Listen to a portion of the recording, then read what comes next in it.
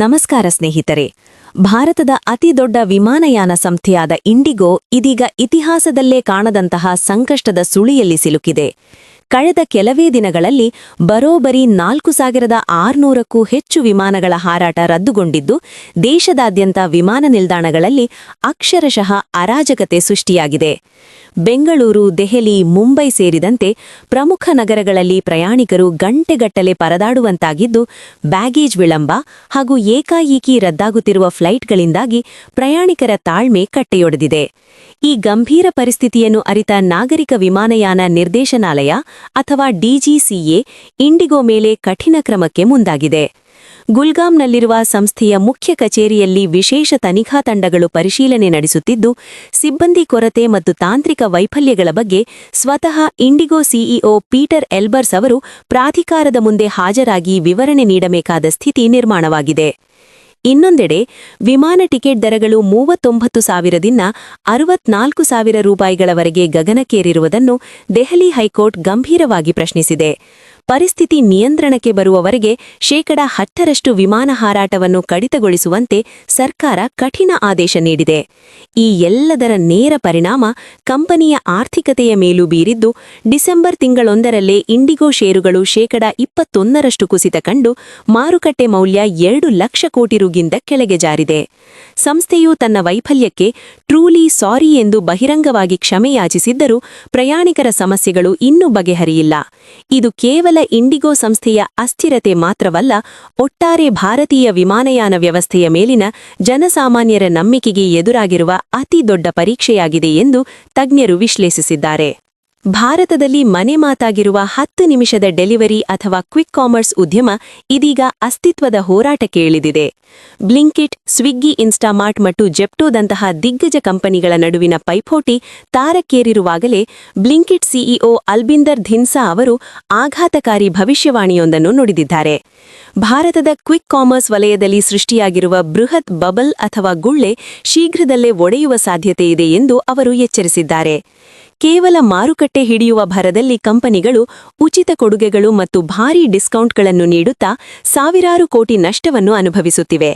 ಆದರೆ ಈಗ ಹೂಡಿಕೆದಾರರು ನಷ್ಟವನ್ನು ಭರಿಸಲು ಹಿಂದೇಟು ಹಾಕುತ್ತಿದ್ದು, ಹಣಕಾಸಿನ ಒತ್ತಡ ತೀವ್ರವಾಗಿದೆ. ಹೀಗಾಗಿ ಮುಂದಿನ ದಿನಗಳಲ್ಲಿ ಈ ಕ್ಷೇತ್ರದಲ್ಲಿ ದೊಡ್ಡ ಮಟ್ಟದ ಕರೆಕ್ಷನ್ ಅಥವಾ ಬದಲಾವಣೆ ಖಚಿತ ಎಂಬುದು ಧಿನ್ಸಾ ಅವರ ಮಾತಿನ ಒಳಾರ್ಥವಾಗಿದೆ. ಸದ್ಯಕ್ಕೆ ಈ ಪ್ರಮುಖ ಕಂಪನಿಗಳ ಬಳಿ ಸುಮಾರು 40,000 ಕೋಟಿ ರೂಪಾಯಿಯಷ್ಟು ನಗದು ಸಂಗ್ರಹವಿದ್ದರೂ ಮುಂದಿನ 6 ತಿಂಗಳು ಈ ಕ್ಷೇತ್ರಕ್ಕೆ ಅತ್ಯಂತ ನಿರ್ಣಾಯಕ ಅವಧಿಯಾಗಲಿದೆ ಎಂದು ಮಾರುಕಟ್ಟೆ ತಜ್ಞರು ಅಭಿಪ್ರಾಯಪಟ್ಟಿದ್ದಾರೆ.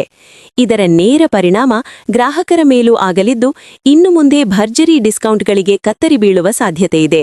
ಸ್ವಿಗ್ಗಿ, ಇನ್ಸ್ಟಾಮಾರ್ಟ್ ಮತ್ತು ಐಪಿಒಗೆ ಸಜ್ಜಾಗುತ್ತಿರುವ ಜೆಪ್ಟೋ ತಮ್ಮ ಬಂಡವಾಳವನ್ನು ಹೆಚ್ಚಿಸಿಕೊಳ್ಳುತ್ತಿದ್ದರೂ ಲಾಭದಾಯಕತೆಯೇ ಅಂತಿಮ ಮಾನದಂಡವಾಗಲಿದೆ. ಒಟ್ಟಾರೆಯಾಗಿ ವೇಗದ ಡೆಲಿವರಿ ಹೆಸರಿನಲ್ಲಿ ನಡೆಯುತ್ತಿದ್ದ ಈ ಹಣದ ಯುದ್ಧ ಈಗ ಕ್ಲೈಮ್ಯಾಕ್ಸ್ ಹಂತಕ್ಕೆ ತಲುಪಿದ್ದು, ಯಾವ ಕಂಪನಿ ಈ ಬಿರುಗಾಳಿಯಲ್ಲಿ ಉಳಿಯಲಿದೆ ಎಂಬುದನ್ನು ಕಾದು ನೋಡಬೇಕಾಗಿದೆ.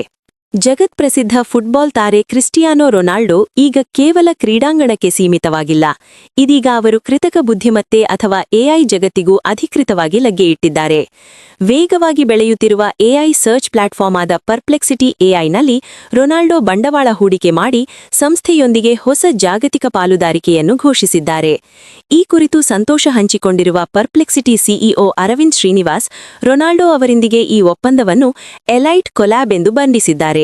ಇದು ಕಂಪನಿಗೆ ಹೊಸ ಜಾಗತಿಕ ಶಕ್ತಿಯನ್ನು ನೀಡಲಿದೆ ಎಂದು ವಿಶ್ವಾಸ ವ್ಯಕ್ತಪಡಿಸಿದ್ದಾರೆ. ರೊನಾಲ್ಡೋ ಇಲ್ಲಿ ಕೇವಲ ಹೂಡಿಕೆದಾರರಾಗಿ ಮಾತ್ರವಲ್ಲದೆ ಬ್ರ್ಯಾಂಡ್ ರಾಯಭಾರಿಯಾಗಿಯೂ ಪ್ರಮುಖ ಪಾತ್ರ ವಹಿಸಲಿದ್ದಾರೆ. ಈ ಒಪ್ಪಂದದ ಪ್ರಮುಖ ಭಾಗವಾಗಿ ಪರ್ಪ್ಲೆಕ್ಸಿಟಿ ತನ್ನ ಪ್ಲಾಟ್ಫಾರ್ಮ್ನಲ್ಲಿ ರೊನಾಲ್ಡೋ ಹಬ್ ಎಂಬ ಪ್ರತ್ಯೇಕ ವಿಭಾಗವನ್ನೇ ಆರಂಭಿಸುತ್ತಿದೆ. ಇಲ್ಲಿ ರೊನಾಲ್ಡೋ ಅವರ ಸುದೀರ್ಘ ವೃತ್ತಿಜೀವನ, ಮೈಲಿಗಲ್ಲುಗಳು, ಅಪರೂಪದ ಫೋಟೋ ಮತ್ತು ವಿಡಿಯೋಗಳು ಸೇರಿದಂತೆ ಅಭಿಮಾನಿಗಳಿಗೆ ಬೇಕಾದ ಎಲ್ಲ ಮಾಹಿತಿಯೂ ಎಐ ತಂತ್ರಜ್ಞಾನದ ಮೂಲಕ ಒಂದೇ ಕಡೆ ಲಭ್ಯವಾಗಲಿದೆ. ಇದರ ಜೊತೆಗೆ CR7 ಫ್ಯಾನ್ ಆರ್ಕೈವ್ ಎಂಬ ವಿಶೇಷ ಡಿಜಿಟಲ್ ಸಂಗ್ರಹವನ್ನು ಪರಿಚಯಿಸಲಾಗುತ್ತಿದೆ. ಒಟ್ಟಾರೆಯಾಗಿ ಜಾಗತಿಕ ಕ್ರೀಡಾ ಐಕಾನ್ ರೊನಾಲ್ಡೋ ಅವರ ಈ ನಡೆ ತಂತ್ರಜ್ಞಾನ ಮತ್ತು ಕ್ರೀಡಾ ಜಗತ್ತು ಎರಡರಲ್ಲೂ ಸಂಚಲನ ಮೂಡಿಸಿದ್ದು, ಪರ್ಪ್ಲೆಕ್ಸಿಟಿ ಎಐ ಈಗ ಜಾಗತಿಕ ಮಟ್ಟದಲ್ಲಿ ಮತ್ತಷ್ಟು ವೇಗವಾಗಿ ಬೆಳೆಯಲು ಇದು ದೊಡ್ಡ ಬಲ ನೀಡಿದೆ. ಜಾಗತಿಕ ವಾಣಿಜ್ಯ ರಂಗದಲ್ಲಿ ಮಹತ್ವದ ಬೆಳವಣಿಗೆಯೊಂದು ನಡೆದಿದೆ.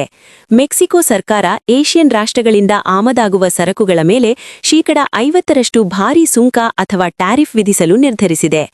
ಚೀನಾದಿಂದ ಹರಿದು ಬರುತ್ತಿರುವ ಅಗ್ಗವಸ್ತುಗಳ ಪ್ರವಾಹಕ್ಕೆ ಕಡಿವಾಣ ಹಾಕುವುದು ಈ ನಿರ್ಧಾರದ ಪ್ರಮುಖ ಉದ್ದೇಶವಾಗಿದ್ದರೂ, ಇದರ ಬಿಸಿ ಭಾರತ ಸೇರಿದಂತೆ ಜಪಾನ್ ಮತ್ತು ಕೊರಿಯಾದಂತಹ ಮಿತ್ರ ರಾಷ್ಟ್ರಗಳ ರಫ್ತು ವಹಿವಾಟಿಗೂ ಜೋರಾಗಿಯೇ ತಟ್ಟಲಿದೆ. ಮೆಕ್ಸಿಕೋ ಪಾರ್ಲಿಮೆಂಟ್ ಈಗಾಗಲೇ ಈ ಹೊಸ ಸುಂಕ ನೀತಿಗೆ ಹಸಿರು ನಿಶಾನೆ ತೋರಿದ್ದು, ಸ್ಥಳೀಯ ಕೈಗಾರಿಕೆಗಳ ರಕ್ಷಣೆ ಮತ್ತು ಅಕ್ರಮ ಡಂಪಿಂಗ್ ತಡೆಯಲು ಈ ಕಠಿಣ ಕ್ರಮ ಅನಿವಾರ್ಯ ಎಂದು ಸರ್ಕಾರ ಸಮರ್ಥಿಸಿಕೊಂಡಿದೆ. ಈ ಹೊಸ ನಿಯಮದಿಂದ ಎಲೆಕ್ಟ್ರಾನಿಕ್ಸ್, ಉಸ್ಸು, ರಾಸಾಯನಿಕ ಮತ್ತು ಗೃಹೋಪಯೋಗ ವಸ್ತುಗಳ ಬೆಲೆ ಏರಿಕೆಯಾಗಲಿದೆ. ಆದರೆ ಎಲ್ಲದಕ್ಕಿಂತ ಮುಖ್ಯವಾಗಿ ಭಾರತೀಯ ವಾಹನ ಉದ್ಯಮಕ್ಕೆ ಇದು ಆಘಾತಕಾರಿ ಸುದ್ದಿಯಾಗಿದೆ. ಏಕೆಂದರೆ ಭಾರತದಿಂದ ಮೆಕ್ಸಿಕೋಗೆ ವಾರ್ಷಿಕ ಸುಮಾರು $1 ಬಿಲಿಯನ್ ಮೌಲ್ಯದ ಕಾರುಗಳು ಮತ್ತು ವಾಹನ ಬಿಡಿಭಾಗಗಳು ರಫ್ತಾಗುತ್ತವೆ. ಈಗ ಶೇಕಡ 50ರಷ್ಟು ಸುಂಕ ಹೇರುವುದರಿಂದ ಭಾರತೀಯ ಸರಕುಗಳ ಬೆಲೆ ದುಬಾರಿಯಾಗಿ ಮಾರುಕಟ್ಟೆಯಲ್ಲಿ ಸ್ಪರ್ಧಾತ್ಮಕತೆ ಕುಸಿಯುವ ಭೀತಿ ಎದುರಾಗಿದೆ. ಇತ್ತ ಚೀನಾ ಈ ನಡೆಯನ್ನು ಕಟುವಾಗಿ ಟೀಕಿಸಿದ್ದರೂ, ಭಾರತೀಯ ವಾಣಿಜ್ಯ ವಲಯವು ಮೆಕ್ಸಿಕೋ ಸರ್ಕಾರದೊಂದಿಗೆ ಮಾತುಕತೆ ನಡೆಸಿ ವಿನಾಯಿತಿ ಪಡೆಯುವ ಪ್ರಯತ್ನದಲ್ಲಿದೆ. ಒಟ್ಟಾರೆಯಾಗಿ ಈಗಾಗಲೇ ಅಮೆರಿಕದ ನಿರ್ಬಂಧಗಳಿಂದ ಸಂಕಷ್ಟದಲ್ಲಿದ್ದ ಜಾಗತಿಕ ವ್ಯಾಪಾರಕ್ಕೆ ಮೆಕ್ಸಿಕೋದ ಈ ನಡೆ ಗಾಯದ ಮೇಲೆ ಬರೆ ಎಳೆದಂತಾಗಿದೆ. ಅಮೆರಿಕದ ಫೆಡರಲ್ ರಿಸರ್ವ್ ಮತ್ತೊಮ್ಮೆ ಮಹತ್ವದ ನಿರ್ಧಾರವನ್ನು ತೆಗೆದುಕೊಂಡಿದೆ. ಬಡ್ಡಿ ದರವನ್ನು ಕಡಿಮೆ ಮಾಡಿದೆ. ಜೆರೋಮ್ ಪವೆಲ್ ನೇತೃತ್ವದ ಫೆಡರಲ್ ಓಪನ್ ಮಾರ್ಕೆಟ್ ಕಮಿಟಿ ಈ ಬಾರಿ 25 ಬೇಸಿಸ್ ಪಾಯಿಂಟ್ಗಳಷ್ಟು ಕಡಿಮೆ ಮಾಡುವ ಮೂಲಕ ಅಮೆರಿಕದ ಬಡ್ಡಿ ದರವನ್ನು ಶೇಕಡ 3.50ಯಿಂದ 3.75 ರೇಂಜ್ಗೆ ತಂದಿಳಿಸಿದೆ. ವಿಶೇಷವೆಂದರೆ ಇದು ಈ ವರ್ಷದಲ್ಲಿ ನಡೆದ ಸತತ 3ನೇ ಬಡ್ಡಿದರ ಕಡಿಮೆಯಾಗಿದೆ. ಅಮೆರಿಕದ ಉದ್ಯೋಗ ಮಾರುಕಟ್ಟೆಯಲ್ಲಿನ ಕುಂಠಿತ ವೇಗ ಮತ್ತು ಆರ್ಥಿಕ ವೃದ್ಧಿಯಲ್ಲಿ ಕಂಡುಬರುತ್ತಿರುವ ನಿಧಾನಗತಿಯೇ ಈ ತೀರ್ಮಾನಕ್ಕೆ ಪ್ರಮುಖ ಕಾರಣ ಎಂದು ಫೆಡ್ ಉಲ್ಲೇಖಿಸಿದೆ. ಆದರೆ ಈ ಬಾರಿ ಸಮಿತಿಯೊಳಗೆ ಒಮ್ಮತ ಮೂಡಿಲ್ಲ ಎಂಬುದು ಗಮನಿಸಬೇಕಾದದ್ದು. ಕಳೆದ 6 ವರ್ಷಗಳಲ್ಲಿ ಮೊದಲ ಬಾರಿಗೆ ಸಮಿತಿಯ ಸದಸ್ಯರ ನಡುವೆ ಈ ನಿರ್ಧಾರದ ಬಗ್ಗೆ ದೊಡ್ಡ ಮಟ್ಟದ ಭಿನ್ನಾಭಿಪ್ರಾಯ ವ್ಯಕ್ತವಾಗಿದೆ. ಇನ್ನು ಈ ಸುದ್ದಿಯ ಬೆನ್ನಲ್ಲೇ ಅಮೆರಿಕದ ಷೇರು ಮಾರುಕಟ್ಟೆಯಲ್ಲಿ ಭಾರೀ ಉತ್ಸಾಹ ಕಂಡುಬಂದಿತು.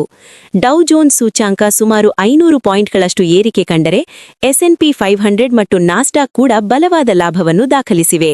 ಮುಂದಿನ ನಡೆಗಳ ಬಗ್ಗೆಯೂ ಸುಳಿವನ್ನು ನೀಡಿರುವ ಫೆಡ್, ಮುಂದಿನ ವರ್ಷ ಕೇವಲ 1 ಬಾರಿ ಮಾತ್ರ ದರ ಕಡಿತ ಮಾಡುವ ಸಾಧ್ಯತೆಯಿದ್ದು, ಸದ್ಯಕ್ಕೆ ಬಡ್ಡಿ ದರ ಇಳಿಕೆಗೆ ತಾತ್ಕಾಲಿಕ ವಿರಾಮವನ್ನು ನೀಡುವ ಸೂಚನೆಯನ್ನು ನೀಡಿದೆ.